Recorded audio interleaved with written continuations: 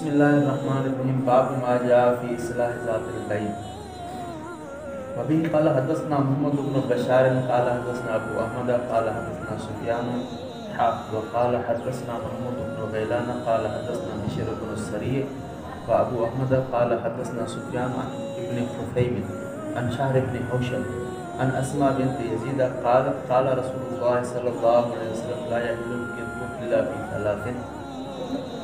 یہ باب ہے دو لوگوں کے درمیان اصلاح کرانے کے بیان میں، یعنی جب دو آدمی لڑے ہوئے ہوں تو ان کے درمیان کیا کی جائے، صلح کیا جائے۔ تو اس صلح کے اندر آپ علیہ السلام نے فرمایا لا یحل الکذب الا فی ثلاث، جھوٹ جو ہے تین جگہوں میں جھوٹ بولنا جائز ہے، اس کے علاوہ کسی بھی جگہ جھوٹ بولنا حرام اور گناہ کبیر ہے۔ نمبر ایک یحدث الرجل امرأته لیرضیہ، نمبر ایک آدمی اپنی بیوی کو جھوٹی باتیں بتا بتا کر اس کو راضی کرے، ایسی باتیں کرے نا کہ وہ بیوی اس سے خوش ہو جائے۔ جیسے کہ ایک مرتبہ ایک آدمی نے مولانا فضل الرحمان صاحب سے پوچھا کہ یہ جو محترم نواز شریف صاحب آئے ہوئے ہیں اقتدار میں، انہوں نے بڑے بڑے دعوے کیے تھے پہلے، کیا وہ دعووں پر پورا اترے گا؟ تو مولانا فضل الرحمان صاحب نے ایک لطیفہ بیان فرمایا اور کہا کہ ایک آدمی تھا، ایک عورت نے اپنی بیٹی کی شادی کرا دی، شادی کرنے کے بعد 2-3 بعد اس کی بیٹی اپنے گھر میں آئی، تو اس کی ماں نے پوچھا بتاؤ آپ کا شوہر آپ کے ساتھ کیا سلوک کر رہا ہے؟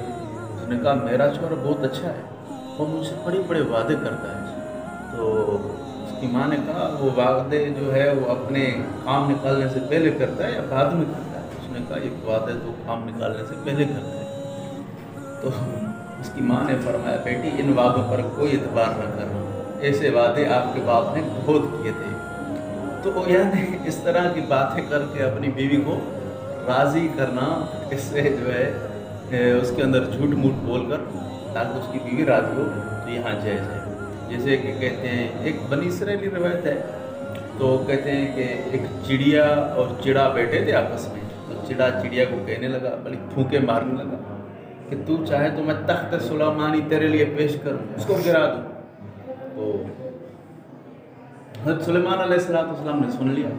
حضرت سلیمان علیہ السلام نے فرمایا ارے چڑا یہ کیا کہہ رہا ہے تو؟ اس نے کہا حضرت کہاں میری ٹانگیں اور لات، کہاں آپ کا تخت، بس یہ تو ہم اپنی چڑیا کو راضی کرنے کے لیے کر رہے ہیں، یعنی اس طرح کی باتیں چھوڑنا ٹھیک ہے۔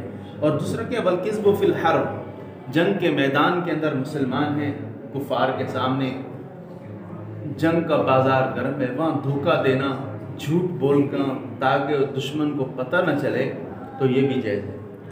اور اسی طرح والکذب، جھوٹ بولنا تاکہ دو لوگوں کے درمیان صلح ہو جائے، یعنی ایک آدمی کو جا کر کہے کہ بھئی تیرے لیے تیرا دشمن تو اچھی باتیں کرتا ہے، اور اس کو بھی اس طرح کہے، تو تاکہ ان کی جو دل کے اندر منافرت ہے، نفرت ہے، وہ ختم ہو جائے اور ان کے اندر محبت آ جائے۔ ان 3 جگہوں کے اندر جھوٹ بولنا جائز ہے، اس کے علاوہ کسی بھی جگہ جھوٹ بولنا جائز نہیں۔